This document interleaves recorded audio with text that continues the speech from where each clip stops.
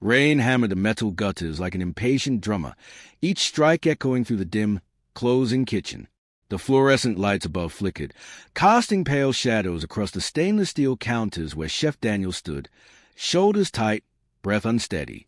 A ceramic plate slipped from his damp fingers and shattered on the tile floor, the sound cracking through the silence like a verdict. For a moment, no one moved. His staff, once laughing, bustling, alive, stood frozen behind him, eyes lowered, afraid to witness the unraveling of the man who had carried this restaurant with his own 2 hands. Daniel swallowed hard, though his throat felt scraped raw. In his left hand was a folded notice from the health department, accusing him of violations he knew were fabricated. His rival, someone he had once mentored, had finally gone through with the threat whispered weeks ago. The betrayal hit deeper than any financial blow. It wasn't just a business being taken from him.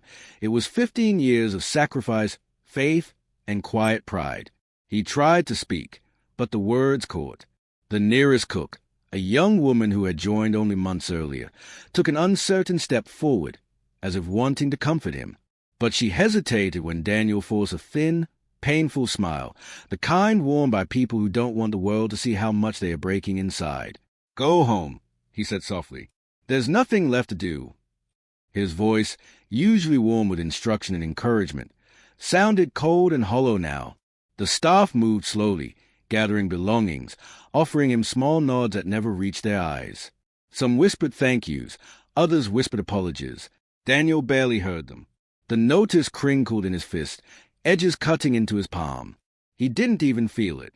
When the last employee slipped out the back door, Daniel remained alone in the empty restaurant. The chairs were stacked. The ovens were silent. The air smelled faintly of rosemary and defeat.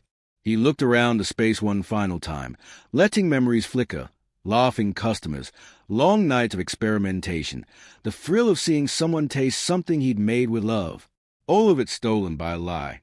He blew out a slow breath, forcing himself to turn away. He packed a small box with the essentials, his old recipe notebook, a few framed photos, and the wooden spoon carved for him by his late grandmother. It wasn't much, but it was all he could carry. Outside, the sky had opened entirely. Sheets of rain blurred the world into streaks of silver. The cold slapped his face the moment he stepped through the door. He fumbled with the key, turned it in the lock for the last time, and felt something inside him shut with it. Something tender, something hopeful. As he stepped back, a flicker of movement under the awning caught his attention. A small shape huddled close to the doorway, soaked to the bone, knees drawn to a narrow chest. A street boy, maybe 10, maybe younger, watched him with wide, hollow eyes. They reflected the street lamps like 2 trembling pearls. Daniel startled, then stilled. His first instinct was caution, but compassion rose faster, stronger. The boy's clothes clung to his thin frame. His hair dripped. His lips were tinged blue. Rainwater pooled beneath him, creeping toward Daniel's shoes. The child's gaze drifted to the box Daniel carried, lingering not on the photos or the wooden spoon, but on the small container of leftover food pressed against the side. The hunger in the boy's stare was unmistakable, quiet, desperate, primal. Daniel crouched slowly, mindful not to frighten him. "You hungry?" he asked, voice low, warm despite the cold sinking into him. The boy didn't answer. He merely stared at the container as if afraid any word might make it disappear. Daniel opened the lid, releasing the steam of roasted vegetables and soft bread. He extended it gently. The boy's hand shook as he reached out. He paused, glancing up as though asking permission with his eyes. Daniel nodded once. That was enough. The boy pulled the container close and began eating in small, frantic bites, tears mixing with the rain on his cheeks. Every movement spoke of a hunger that had been carried far too long. Daniel felt something inside him crack, something deeper than the hurt of losing his restaurant. It was the ache of seeing a child face a cold world alone. He reached into his coat pocket and pulled out a napkin, offering it wordlessly. The boy wiped his face clumsily, then looked at Daniel as if trying to decide whether he was real. "What's your name?" Daniel asked. The boy lowered his eyes and shook his head. Whether he didn't want to say or couldn't, Daniel didn't know. He didn't push. Instead, he sat there in the rain beside him, letting the storm drum against them both. For a few minutes, it felt like the world had narrowed to only this. Two strangers, one broken by loss, the other by life, sharing a fragile moment of humanity. When the food was gone, the boy closed the container carefully, almost reverently. Before Daniel could speak again, the child rose, gave him a small tilt to the head, a gesture that felt like gratitude, and stepped backward into the curtain of rain. Within seconds, he vanished, swallowed by the night.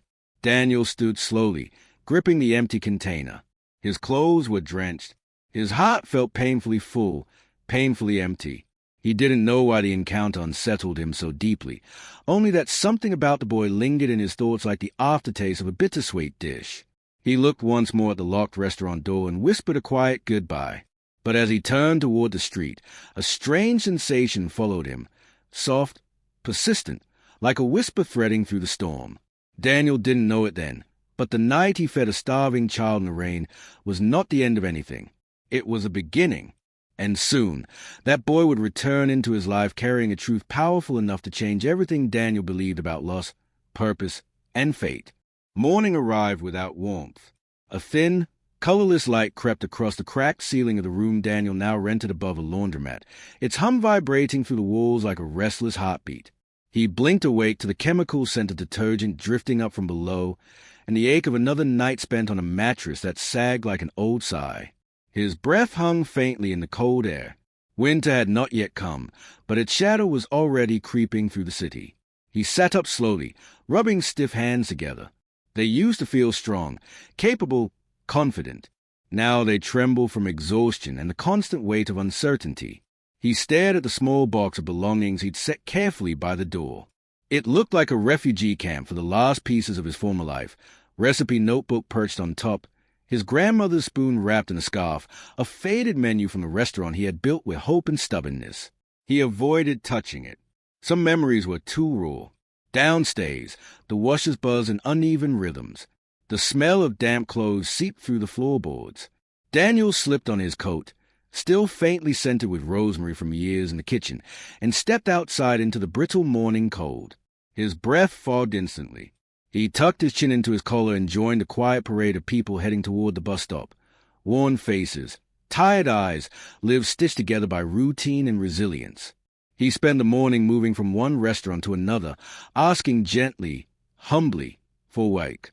He kept his tone professional, shoulders straight, words careful. But at each place, the same sequence unfolded, recognition flickering behind the manager's eyes, a polite smile hardening, and a soft refusal wrapped in phrases like "we're fully staffed" or "not the right time." Some didn't bother with excuses. They simply looked away. Rumors spread fast in a city where kitchens spoke to each other like old gossiping neighbors. The false accusations against him had become an invisible brand burned into his reputation. Daniel felt the sting each time someone stepped back, hesitant to be associated with a man who had been disgraced. By noon, the cold had slipped under his clothes and into his bones. He found himself in line outside a soup kitchen, a place he had once supplied with free food on weekends. He remembered the pride he'd felt then, cooking extra pots of stew, telling his staff, everyone deserved a warm meal. Now he stood where he had once served, avoiding the eyes of the volunteers as if his presence were a confession. The line shuffled forward. When it reached his turn, a young man ladling soup glanced up, surprise flickering across his face. Daniel pretended not to notice. He accepted the bowl, the warm steam brushing his cheeks like a small mercy. He sat alone at a metal table, listening to the scrape of spoons and the muted conversation around him. The soup tasted simple, humble, a reminder how quickly fortune could turn. He walked the city for hours afterward, trying to quiet the restless thoughts that clawed at him. How had everything fallen apart so easily? Why had no one defended him? He had trained chefs who now avoided him like a stain. He had fed customers who now crossed the street to avoid eye contact. The betrayal from his former protégé felt like a splinter embedded deep, impossible to reach. By evening, his legs ached from wandering. He found himself in a small park, the benches glistening with dew beneath the dim glow of flickering street lamps. Leaves shuddered in the wind, scattering like fragile memories. Daniel sat, leaning forward, elbows on his knees, rubbing his face with both hands. He felt the weight of the day pressing down, squeezing breath from his lungs. He thought of the boy from the rain, the silent hunger, the trembling hands. The memory surfaced like a lantern in a dark room, unexpected and strangely comforting. At least one moment in these bleak days had held meaning. But even that child had disappeared into the night, swallowed by a world that cared little for lost souls. A gust of wind rattled the trees, sending a cold sting across his cheeks. A sudden tremor passed through him. Exhaustion, hunger, or simply the heaviness of being adrift. His vision blurred for a second. He steadied himself with a slow inhale. A soft thud sounded beside him. Something had fallen from his pocket, the worn leather recipe notebook. He stared at it lying in the grass, the pages splayed open as if reaching for him. He considered leaving it there. What good were recipes without a kitchen? Without customers? Without the life he'd once known? As he reached down sluggishly, another hand touched the book first, small, thin fingers closing gently around the edge. Daniel blinked, surprised, and lifted his head. A young silhouette stood before him, framed by the faint glow of the street lamp. Not the silent boy from rain. This voice was older, steadier. "So," the figure said softly, "you dropped this." Daniel looked closer. A girl, maybe 16, wearing a worn jacket and a backpack patched with hand-stitched squares. Her dark hair curled slightly at the ends, damp from the night air. Her expression held neither pity nor judgment, just quiet concern. He accepted the notebook slowly, his voice barely a whisper. "Thank you." "You looked like you needed help," she said, brushing her fingers against her backpack strap. "Are you all right?" Daniel opened his mouth to answer, but the truth caught in his throat. No, he wasn't all right. He was unraveling, but admitting it felt like admitting defeat. He simply nodded, though the gesture felt empty. The girl hesitated, shifting her weight. "There's a community center a few blocks from here. They serve dinner on Tuesdays and offer a place to warm up. I can show you if you want." Her voice held a sincerity he had not heard in weeks. Not pity, kindness. A simple offering, gentle as a hand extended in the dark. Daniel looked at the notebook in his hands, then at her patient face. Something softened inside him, a thread pulling him back from the edge. He rose slowly, joints aching, and nodded again, this time with meaning. The girl smiled, small but genuine.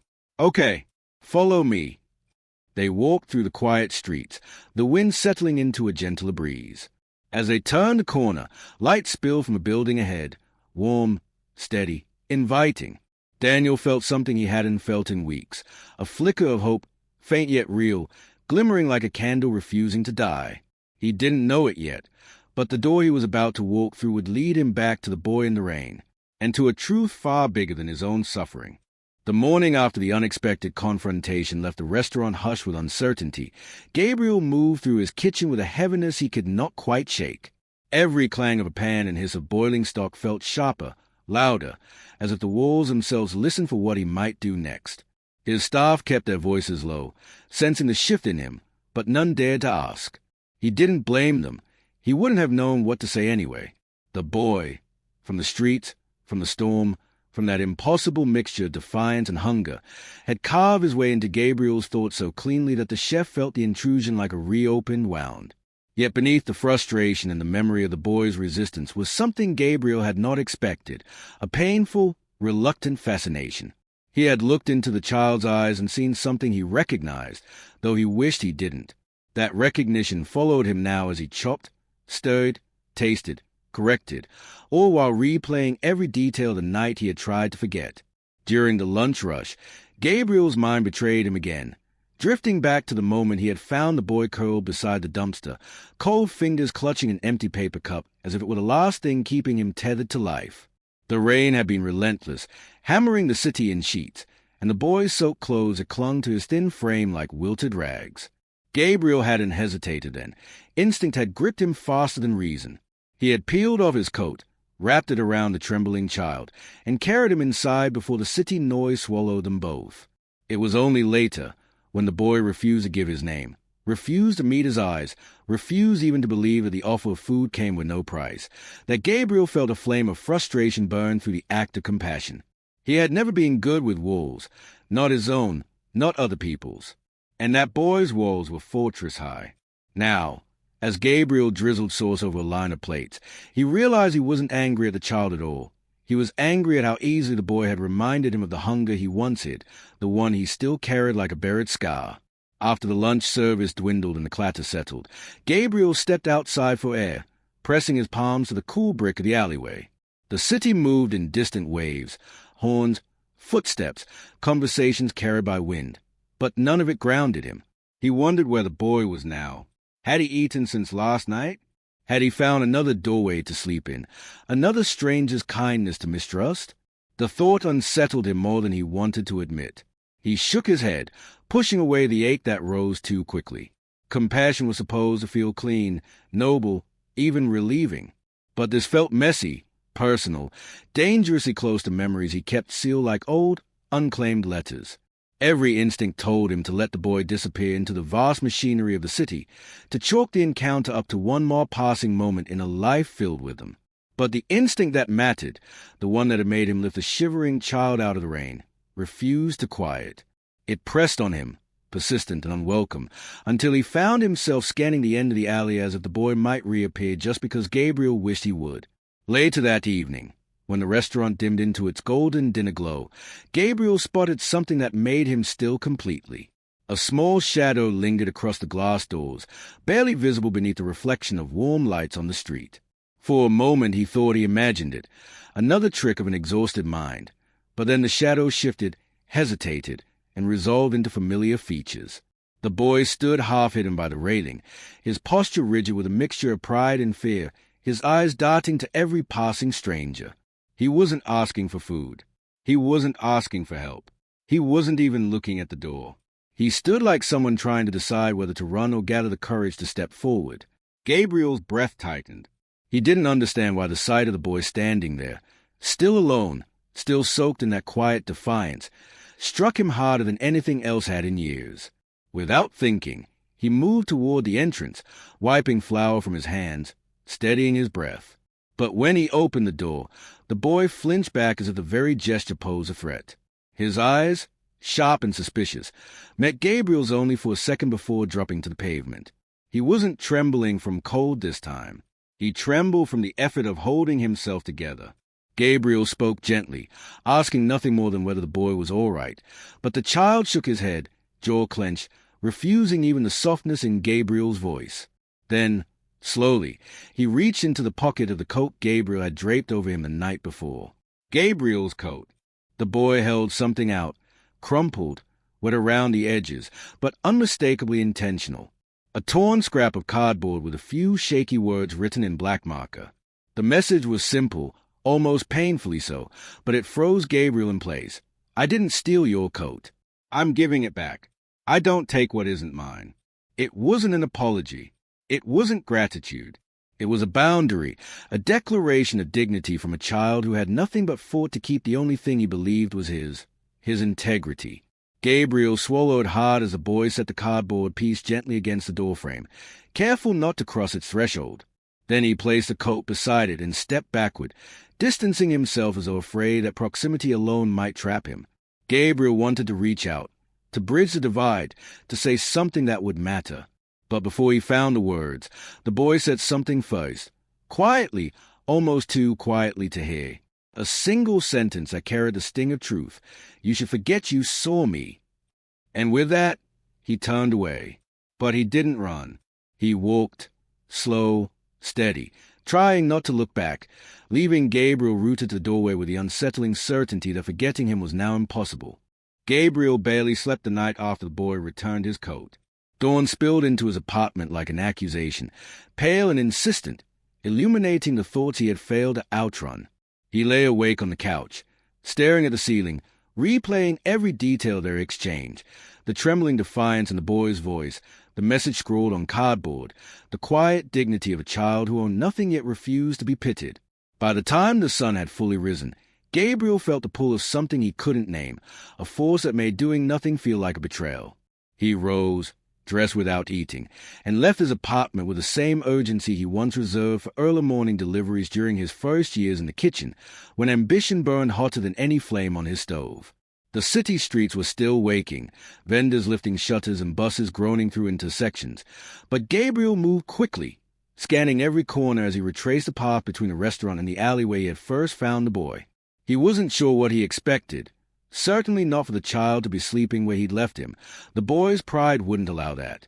Still, each empty doorway tightened something inside Gabriel, each untouched shadow pressing a question he wasn't ready to articulate. Why did he care this much? Compassion was familiar to him. He had fed countless strangers over the years, offering warm meals without expecting stories or gratitude. But this was different. This boy was different. There was something about his stillness, his stubbornness, the way he hid his fear behind a rigid spine, something that reminded Gabriel of the version of himself he had buried long ago. He reached the alley beside the restaurant just as a delivery truck pulled away, leaving a drift of warm air behind its exhaust. The space was empty, save for a scattering of cardboard and a crushed soda can, but Gabriel's eyes fell instantly on a piece of fabric caught near the drain. His coat, or rather, the coat he had given the boy, now folded with surprising care despite the damp pavement. He lifted it slowly, running his fingers over the sleeve, imagining the small, chilled hands that had clutched it for warmth. The gesture sat heavy in his chest. He knew then, with a kind of certainty that came like instinct, that he couldn't leave things as they were. He couldn't let the child vanish into the city, swallowed by the same shadows he once knew too well.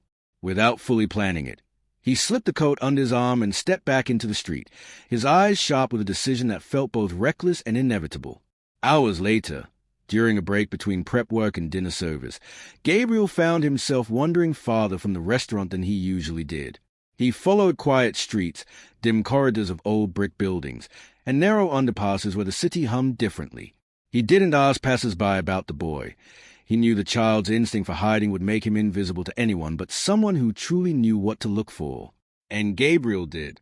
He recognized how children survived when the world taught them early that trust was dangerous. He understood the art of shrinking, of slipping behind dumpsters, of choosing places that offered both concealment and escape. It wasn't memory he followed. It was muscle, the unspoken mapping of a childhood shaped by absence. He hated that this ability still lived inside him. But he used it. At the edge of an abandoned construction lot, Gabriel caught sight of movement near a stack of wooden pallets. A small figure crouched low, gathering something into a torn plastic bag. The boy. His hair was messier than before, his clothes dirt-streaked, but the line of his shoulders was unmistakable, straight, stubborn, refusing to bend even under hunger. Gabriel approached slowly, careful not to startle him, but the boy noticed him instantly. He froze, jaw clenching, eyes flicking to the nearest exit as if calculating the distance. Gabriel lifted his hand slightly, palms open, a wordless gesture piece. It didn't soften the boy's gaze, but it stopped him from bolting. Gabriel spoke quietly, telling the boy he wasn't here to take anything back. Not the coat, not the moment they had shared, not the fragile dignity the child guarded like a shield. He only wanted to know if the boy had eaten. The question landed like a stone in still water, rippling through the tension between them. The boy's expression flickered, anger first, then confusion, then something faintly resembling grief before his mask snapped back into place. He muttered that he didn't need charity, that he could take care of himself, that people always wanted something in return. Gabriel listened without interrupting, absorbing each brittle word like they were pieces of a truth the boy had carried far too long. When the child finally fell silent, Gabriel didn't argue. He simply set a small paper bag on the ground between them, its sides warm with freshly cooked food. He stepped back, giving the boy space. For a moment, neither of them moved. Then the boy reached forward, not for the bag, but for something beneath it, the folded coat. He held it against his chest as if weighing whether accepting it had been a mistake. Gabriel watched him carefully, wondering if anything he said would break through the barrier between them. But before he could speak, the boy finally lifted his eyes. For the first time, they weren't hard or suspicious. They were scared, honest. And that honesty trembled as he whispered, "If you follow me again, you'll go and see something you won't like." The warning wasn't hostile. It was protective, desperate, a plea disguised as threat, and it told Gabriel, more clearly than anything else had, that the boy wasn't merely hungry. He was in danger. For a long moment after the boy's warning, Gabriel didn't move. He felt the words settle in the air like cold ash, each one whispering a truth he wasn't sure he was ready to hear. The boy clutched the paper bag and the folded coat as though they were both lifelines and burdens, his thin frame drawn tight with tension. He kept glancing over his shoulder toward the far end of the construction lot, where a row of rusted fencing bent inward, forming a narrow passageway into the darker, hidden underside of the city. Something lived down there, something the boy feared more than hunger, more than loneliness, more than Gabriel's persistence. And if that fear was enough to strip away the boy's practiced defiance, then it was something Gabriel could not ignore. He took a step back, giving the child space, but he didn't leave. Instead, he lowered himself to sit on an overturned bucket nearby, resting his hands loosely between his knees. The gesture wasn't casual, nothing about this moment was, but it was quiet, deliberate, and void of threat. He told the boy he wouldn't force him to take anything, wouldn't chase him, wouldn't demand answers. He only wanted him to know that he didn't have to face whatever waited in those shadows alone. The boy's face tightened with suspicion, but behind it flickered a brief, raw uncertainty. He didn't trust kindness. It felt like a trap. He didn't trust adults. They had failed him too many times. But the way he hesitated, one foot angled toward escape, the other rooted as if negotiating with something inside himself, told Gabriel that the boy was tired of running. The boy finally muttered that he had to go, that staying here too long would cause trouble. His voice dropped to a whisper when he added that there were people who watched him, people who got angry if they saw him talking to anyone for too long. Gabriel felt a coldness settle under his ribs at the implication. He asked, gently, whether the boy meant other kids or adults. The child flinched, eyes darting again toward the broken fence, but he didn't answer. Instead, he pulled the coat tighter against his chest, not wearing it, just holding it, as if the warmth it once offered still lingered in the fabric. Gabriel realized, with a sharp ache, that the boy wasn't afraid of being seen accepting food. He was afraid of being seen accepting care. A gust of wind cut through the lot, rattling the loose metal sheets and sending dust swirling around them. The boy winced at the sound, then stiffened, listening. His posture changed so suddenly that Gabriel felt it before he understood it. The boy wasn't reacting to the wind. He was reacting to footsteps. Someone was approaching. The boy's face paled, even beneath the dirt smudges, and he whispered for Gabriel to stay out of sight. Before Gabriel could protest, the boy dropped the coat onto the ground and sprinted toward the narrow passageway, vanishing between the leaning slabs of fencing with a speed born of fear rather than agility. Gabriel stood quickly, heart pounding. He ducked behind the stack of pallets just as two figures entered the lot. Their silhouettes stretched long in the dying light, their movements too smooth, too confident for the place they were in. One was tall, wiry, and sharp-boned, his jacket too thin for the weather but his stride powerful. The other was shorter but broader, his hands thrust into his pockets in a way that suggested more than cold fingers. They scanned the area with the efficiency of people who had looked for something, or someone, here before. Gabriel held his breath as they walked past his hiding spot, their voices low but edged. They were arguing, though not loudly. The tall one muttered that the kid was late again, that if he didn't show up soon they'd teach him what late really meant. The shorter one responded with a bored laugh, saying the boy was probably lying somewhere pretending to starve so someone would feel sorry for him. The cruelty in his tone sliced through the air. The tall man disagreed. He said the kid wasn't the type to beg. He's stubborn, too proud, makes him useful, but also stupid, he added, kicking a loose stone across the dirt. Gabriel's fist tightened involuntarily. He felt a wave of heat rise in him, the kind that hadn't surged since his younger days, back when he lived in places where survival depended on who you feared more, enemies or yourself. The men continued searching, moving closer to where the boy had disappeared. Gabriel nearly stepped out to distract them, to draw them away. But something stopped him. The boy had asked him not to follow, not to interfere, but was honoring that request the same as abandoning him. He wrestled with a question as the men walked the perimeter, the irritation growing with each passing second. When they finally left, with threats thrown into the empty air, promising consequences the next time they found the kid gone, Gabriel remained frozen in place until he could no longer hear their footsteps. When the lot returned to its eerie quiet, Gabriel approached the narrow passageway where the boy had vanished. It was too dark to see far, but a faint rustle echoed from somewhere deep within. He whispered the boy's name aloud for the first time, even though he didn't know it. The sound of his own voice startled him. After a moment, the rustling stopped.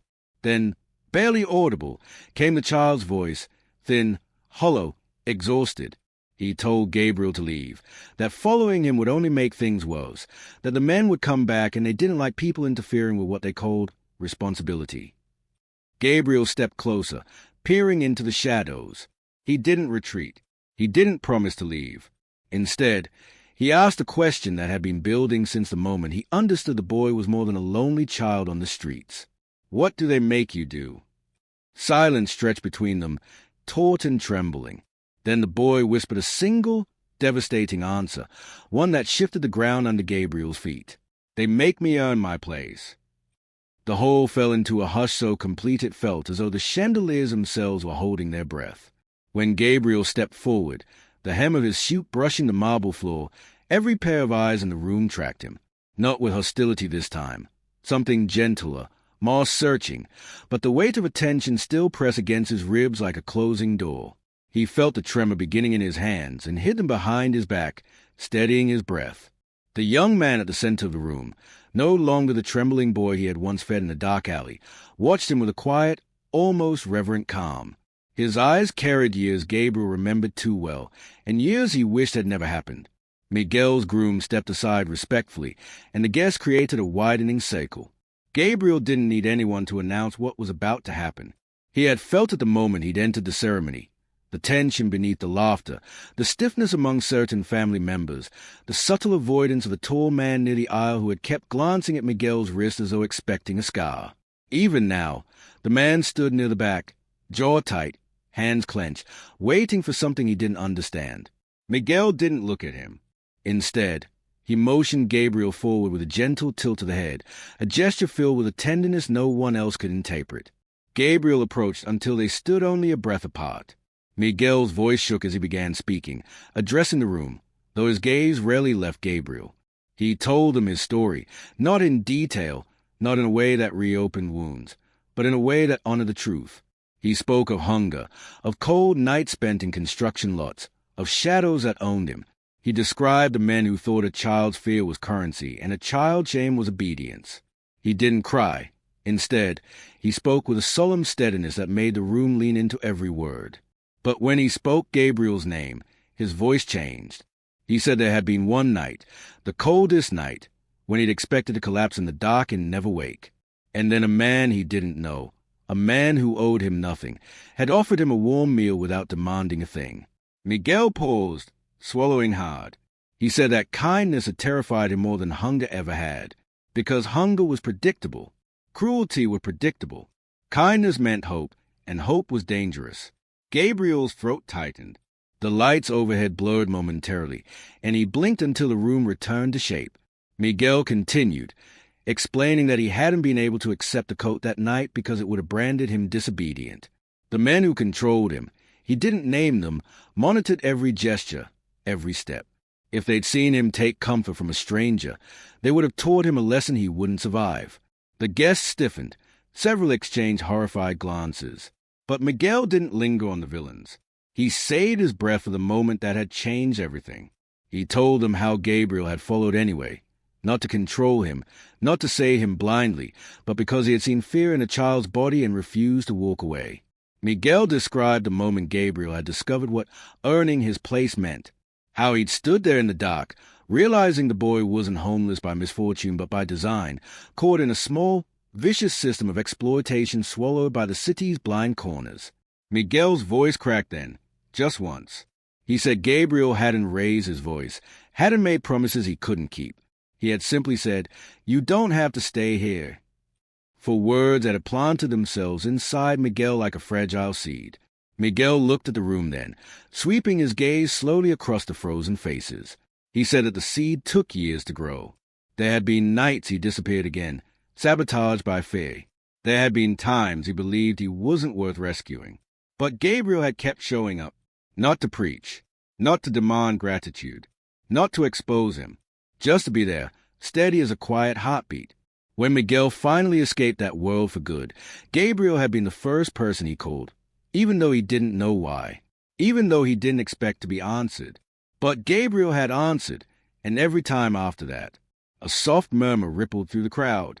Someone dabbed their eyes with a napkin. Someone else looked away, unable to face the tenderness in Miguel's words. Gabriel's pulse thudded painfully. He had never wanted recognition. He'd only wanted the boy to survive.